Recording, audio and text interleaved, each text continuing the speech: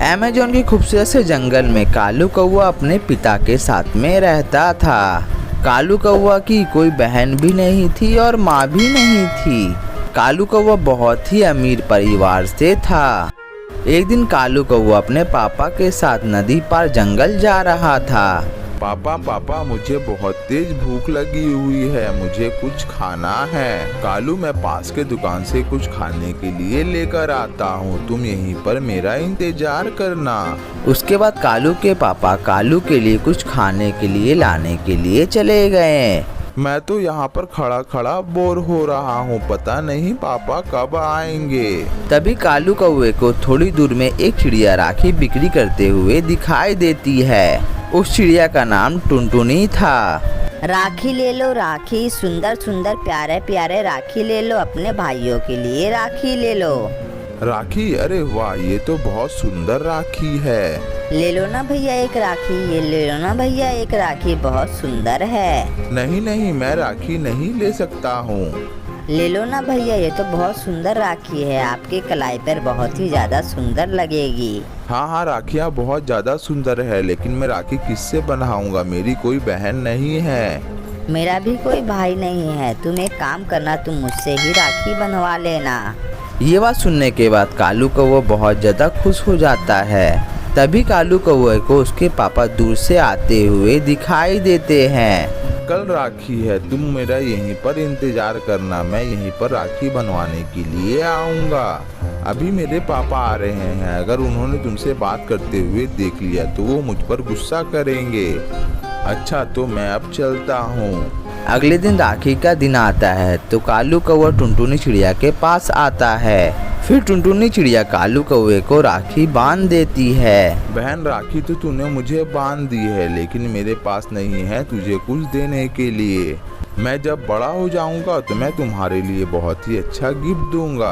भाई, मैंने राखी तुमसे कुछ लेने के लिए नहीं बांधी है, मैंने ये राखी रिश्ते के लिए बांधी है। आज से तुम मेरे भाई हो और मैं तुम्हारी बहन।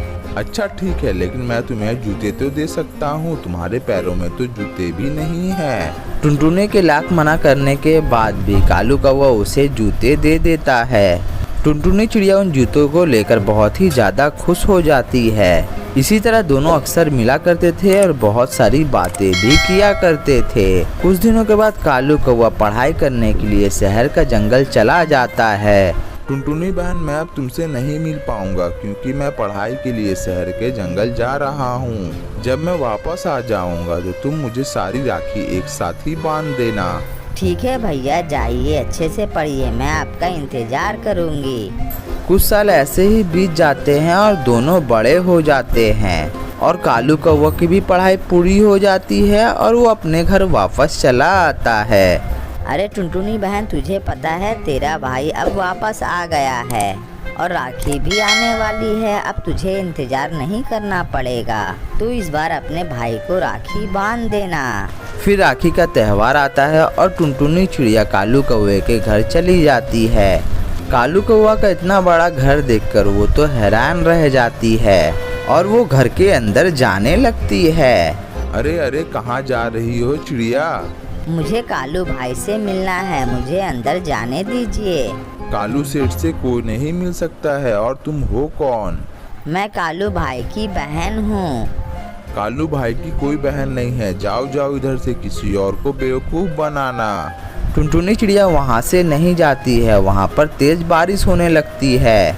टुनटुनी चिड़िया बारिश में वहीं पर बाहर खड़ी रहती है।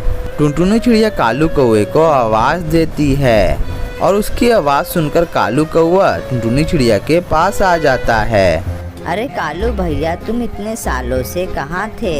मैं हर राखी पर तुम्हारा इंतजार कर रही थी। कौन हो तुम? मैं तुम्हें नहीं जानता हूँ। भूल गए तुम? कुछ सालों पहले मैंने तुम्हें राखी बांधी थी और तुमने मुझे अपनी बहन भी बनाया था। क्या बोल रही हो तुम? मैं तुम जैसे छोटे पंछियों को अपना रिश्तेदार बनाऊंगा? ये बात झूठ है। नहीं भैया, ये बात सच है। मैं राखी बेचती थी और तुम मुझे बहन कहते थे। तुमने कुछ साल पहले मुझसे राखी खरीदकर और मुझसे ही राखी बनवाई थी। मुझे कुछ ऐसा याद नहीं है, और अगर ऐसा हुआ भी होगा तो वो मेरे बचपन की बात थी, अभी मुझे याद नहीं है। अब सब भूल जाओ, मेरी कोई बहन नहीं है और यहाँ से निकलो। पता नहीं कहाँ कहाँ से आ जाते हैं। बेचारी टुनटुनी चिड़िया वहाँ से मुंह लटकाकर चली जाती है। देखते ही देखते कई दिन बीत जाते हैं। फिर जंगल में एक चील आ जाता है और कालू कौवे के ऊपर वो हमला कर देता है। फिर कालू कौवा घायल होकर नीचे गिर जाता है। तभी थोड़ी देर बाद टुनटुनी चिड़िया वहाँ से गुजरती है और कालू कौवा को ऐसी हालत में देखकर टुनटुनी चिड़िया उसे हॉस्पिटल लेकर जाती है। फिर डॉक्टर साहब टुनटुनी चिड़िया से कहते हैं, टुनटुनी चिड़िया हमले की वजह से तुम्हारी भाई की आंखें चले गए हैं और उसके पास समय बहुत ज़्यादा कम है। हमें जल्द ही किसी पंछी का आँखों का इंतजाम करना पड़ेगा। ये आप क्या बोल रहे हैं डॉक्टर साहब? आप एक काम कीजिए, मेरी आंखें मेरे भाई को लगा दीजिए। लेकिन टुनटुनी, तुम बिना आँखों के देख नहीं पाओगी। इससे कोई मुझे मतलब नहीं है। आप मेरी आंखें मेरे भाई कालू को दे दीजिए। वैसे भी मेरे आगे पीछे कोई नहीं है। फिर टुनटुनी चिड़िया एक पत्र लिखती है और डॉक्टर साहब को दे देती है। डॉक्टर साहब, जब मेरी आंखें आप कालू भाई को लगा दे, उसके बाद ये पत्र उसे दे दीजिएगा, पर किसी को भी मेरे बारे में नहीं बताना।